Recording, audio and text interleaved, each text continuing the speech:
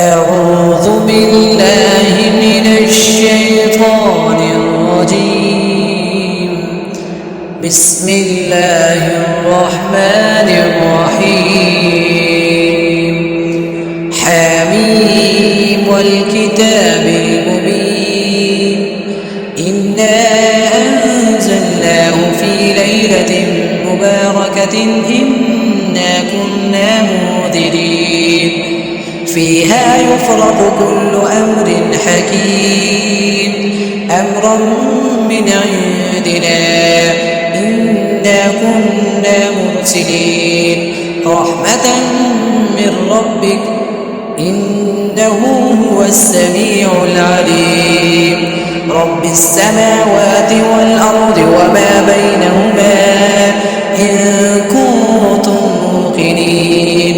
لا إله إلا هو يحيي ويميت ربكم ورب آبائكم الأولين بل هم في شك يلعبون فارتقب يوم تأتي السماء بدخان مبين يغشى الناس هذا عذاب أليم. ربنا اكشف عنا العذاب إنا مؤمنون. أنى لهم الذكرى وقد جاءهم رسول مبين ثم تولوا عنه وقالوا معلم مجنون. إنا كاشف العذاب قليلا إنكم عائدون. يوم نبطش البطشة الكبرى إنا منتقمون. ولقد فتنا قبلهم قوم فرعون وجاءهم رسول كريم أن أدوا إلي عباد الله إني لكم رسول أمين وأن لا تعلوا على الله إني آتيكم بسلطان مبين وإني عذت بربي وربكم أن ترجمون وإن لم تؤمنوا لي فاعتزلون. فدعا ربه أن هؤلاء قوم مجرمون فأسر بعبادي ليلا إنكم متبعون واترك البحر رحوا إنهم جند مغرقون. كم تركوا من جنات وعيون وزروع ومقام كريم ونعمة كانوا فيها فاكهين كذلك وأورثنا قوما آخرين فما بكت عليهم السماء والأرض وما كانوا منظرين. ولقد نجينا بني إسرائيل من العذاب المهين من فرعون إنه كان عاليا من المسرفين.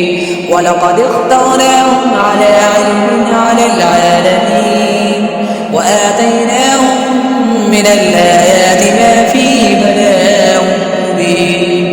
إن هؤلاء ليقولون إن هي إلا موتتنا الأولى وما نحن بمنشرين فأتوا بآبائنا إن كنتم صادقين. أهم خير أم قوم تبع والذين من قبلهم أهلكناهم إنهم كانوا مجرمين. وما خلقنا السماوات والأرض وما بينهما لاعبين ما خلقناهما إلا بالحق ولكن أكثرهم لا يعلمون. إن يوم الفصل ميقاتهم أجمعين يوم لا يغني مولى عن مولى شيئا ولا هم ينصرون إلا من رحم الله إنه هو العزيز الرحيم.